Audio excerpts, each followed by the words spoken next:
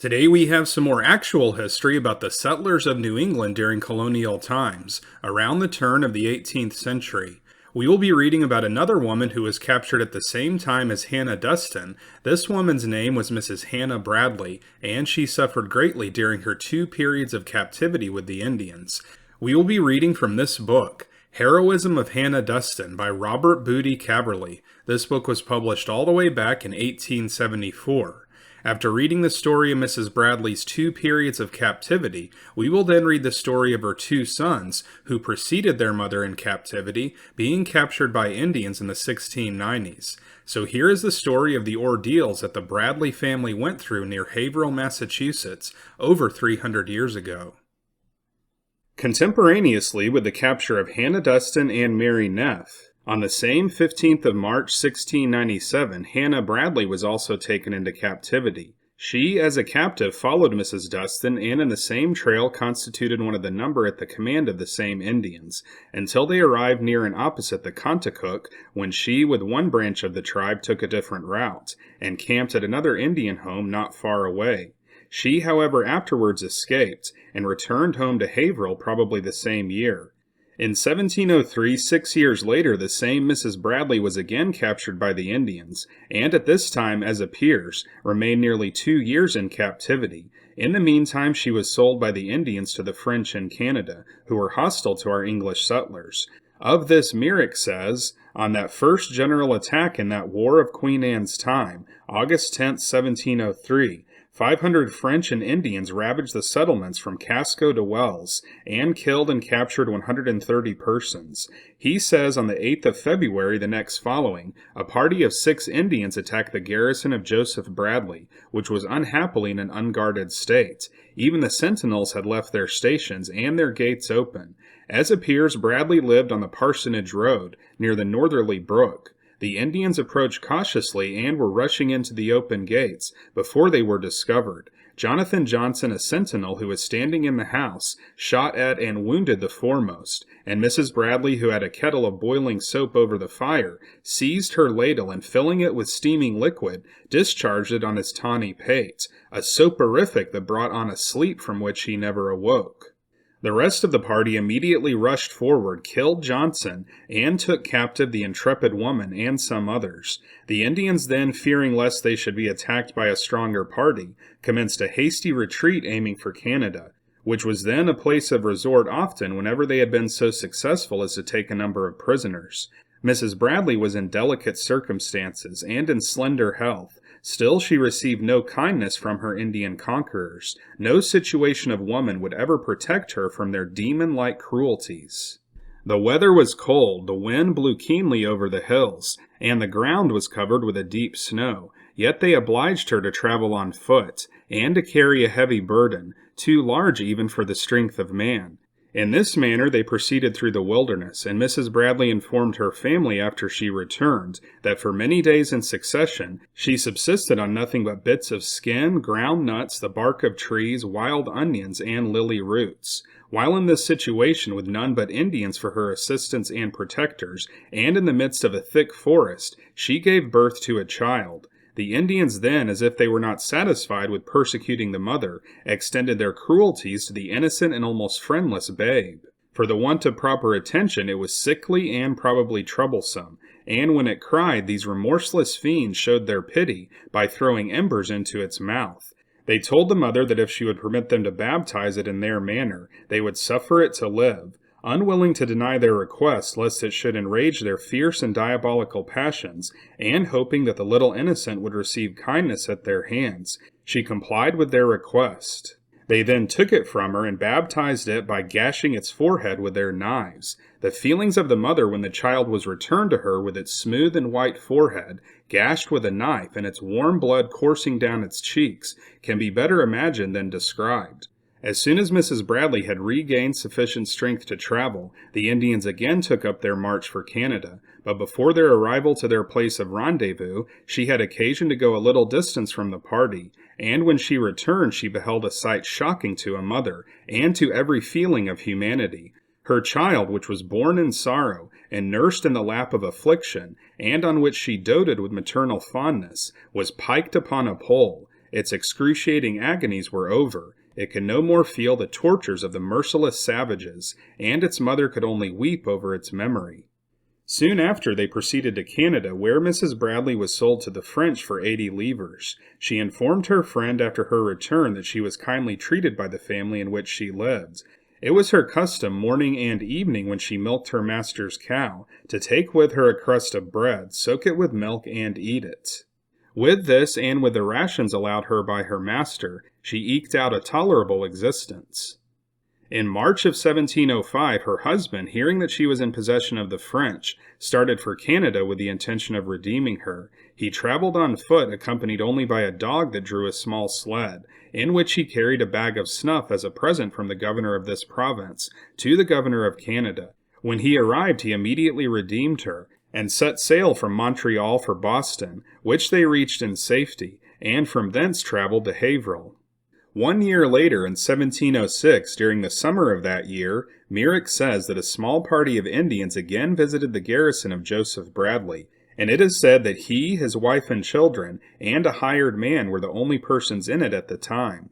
It was in the night, the moon shone brightly, and they could be easily seen silently and cautiously approaching.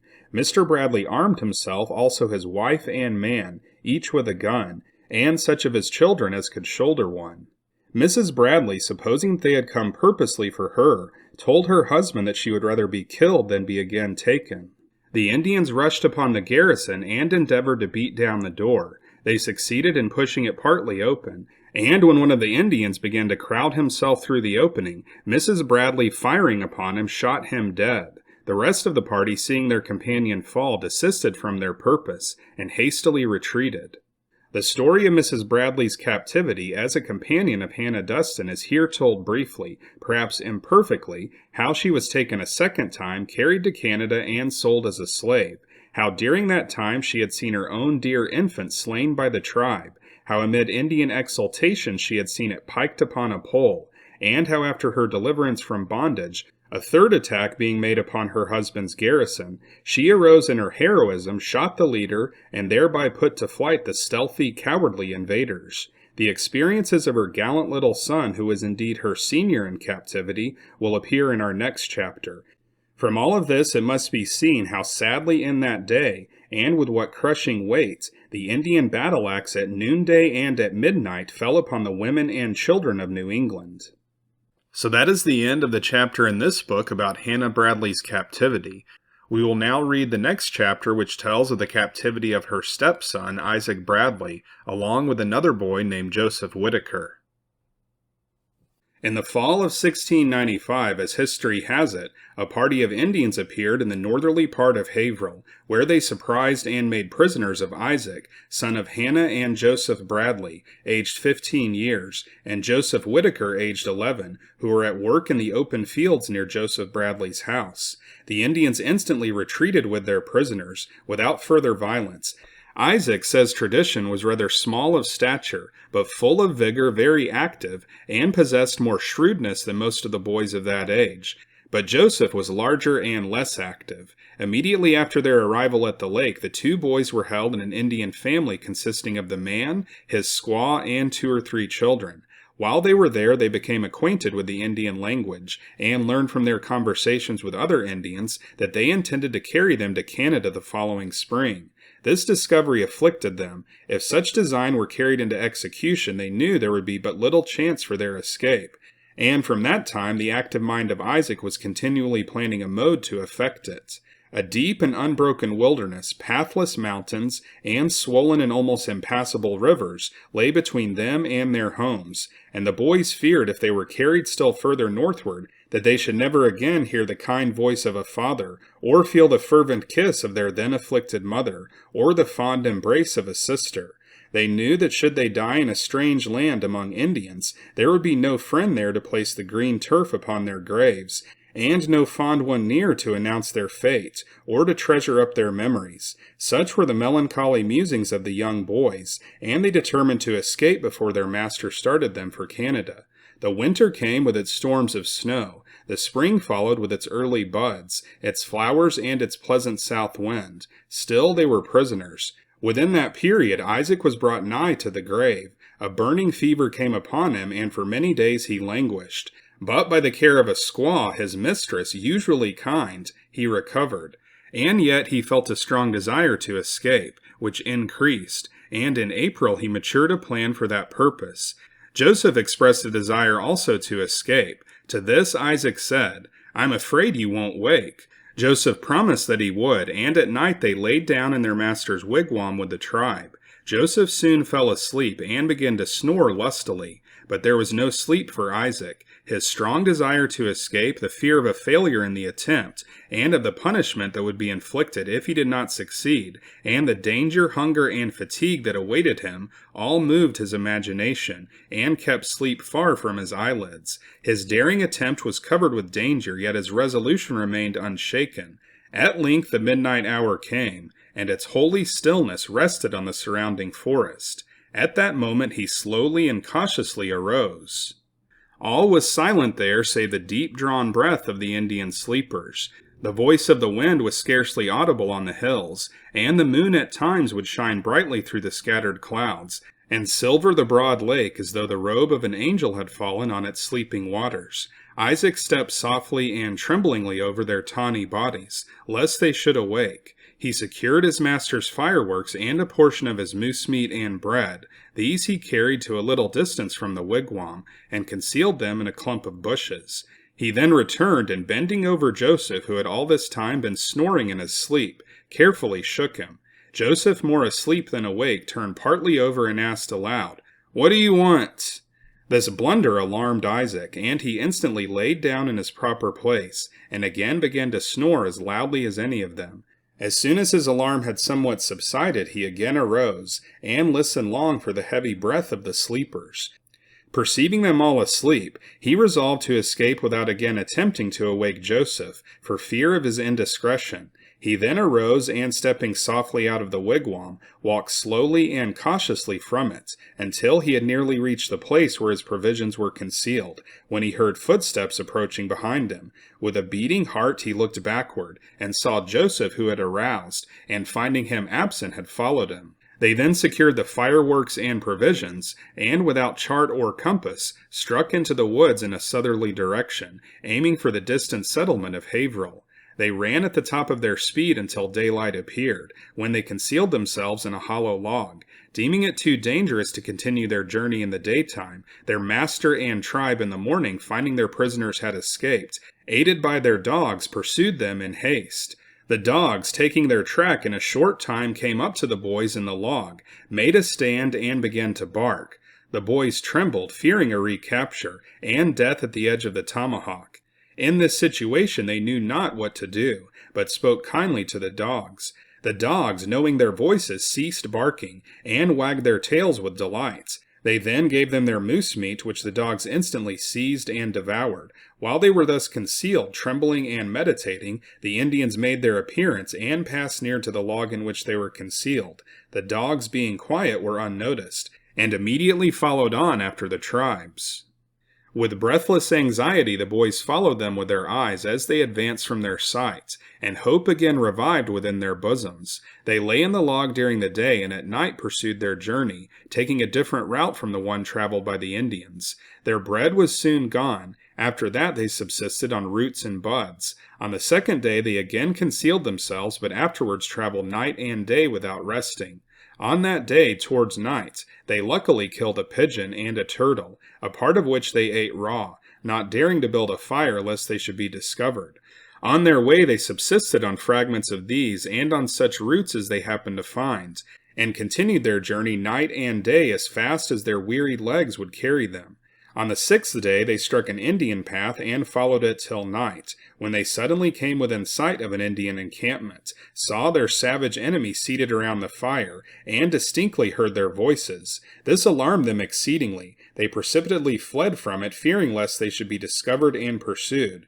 Then, turning all night long, they retraced their steps. The morning came and found them seated side by side on the bank of a small stream, their feet torn and covered with blood, and both sadly meditating upon their misfortunes. Thus far their hearts had been hopeful, but now their hopes had given way to despair.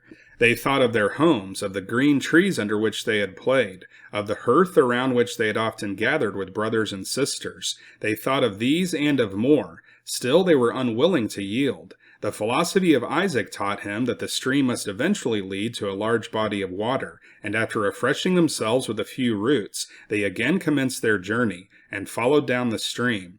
Thus they continued onward.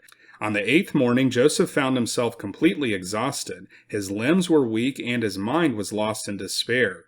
Isaac endeavored to encourage him to proceed. He dug roots for him and brought water to quench his thirst, but all in vain. He laid himself down on the bank of the stream, in the shady deep forest, there to die unsought, unseen. Isaac left him to his fate, and with a bleeding heart, slowly and wearily pursued his journey. He had traveled but a short distance when he came to a newly raised building, rejoiced at his good fortune, and believing that inhabitants were nigh, he immediately retraced his steps, and soon found Joseph in the same place, told him what he had seen, talked very encouragingly, and after rubbing his limbs a while, induced him to stand on his feet. They then started together, Isaac now leading him by the hands, now carrying him on his back. And thus, with limbs tired with traveling, with bodies reduced to skeletons, they arrived at Saco Fort in the course of the next night. Thus, on the 9th night, after traveling through an immense forest, subsisting on a little bread, on buds and berries, a raw turtle and a pigeon, and without seeing a fire or the face of a friend, Isaac, soon as he regained his strength, started for Haverhill, and arrived safely at his father's dwelling house, who had heard nothing from him since his capture, never expecting to see him again. But Joseph had more to suffer. As soon as he reached the fort, his fever increased upon him, and there for a long time he remained confined to his bed. His father, obtaining intelligence by Isaac, went to Saco, and as soon as circumstances would admit, conveyed his sick son safely to his home in Haverhill. So that's it for the story of the captivity and escape of Isaac Bradley and Joseph Whitaker. I am now going to read this additional section that tells of Hannah Bradley's deposition in 1738, where she states that she had been captured along with Hannah Duston and Mary Neff. In 1738, Hannah petitioned the General Court for a grant of land in consideration of her former sufferings among the Indians and her present low circumstances. That honorable body granted her 250 acres of land. Accompanying the petition was the following deposition by Hannah Bradley. The deposition of the widow Hannah Bradley of Haverhill of full age, who testifieth that about 40 years past, the said Hannah together with the widow Mary Neff were taken prisoners by the Indians, and carried together into captivity, and above Pennycook the deponent was by the Indians, forced to travel farther than the rest of the captives. And the next night one squaw from there came to us, who said that Hannah Duston and the aforesaid Mary Neff assisted in killing the Indians in her wigwam, except herself and a boy, escaping very narrowly, showing to myself and others 7 wounds, as she said, with a hatchet on her head, which wounds were given her when the rest were killed, and further saith not. Signed, Hannah Bradley. So even though Hannah suffered greatly during her 2 periods of captivity, she managed to exact revenge on one of the Indians who tried to capture her a 3rd time, and she received a grant of land for her sufferings. For some reason, the story of Hannah Bradley seems less well known than that of Hannah Duston. However, some of her descendants have maintained websites that provide more information about her and her family. This website in particular, Schultz.org, has some genealogical information about the Bradleys. If you haven't seen it, then be sure to check out our video about Hannah Duston. We will likely be covering more stories about the Indian Wars in this part of New England in future episodes. This channel is called Unworthy History because we cover actual history that is now viewed as unworthy to show on history channels on TV. But we keep this actual history alive here on this channel by reading directly from old books. If you'd like to support our mission here at Unworthy History, then consider joining our Patreon page or becoming a YouTube channel member. Your contribution to help keep actual history alive will be recognized at the end of each episode, and you will also have access to special members-only videos that we occasionally release. So if you want to see more episodes like this, then be sure to like and subscribe, and we'll see you next time on Unworthy History.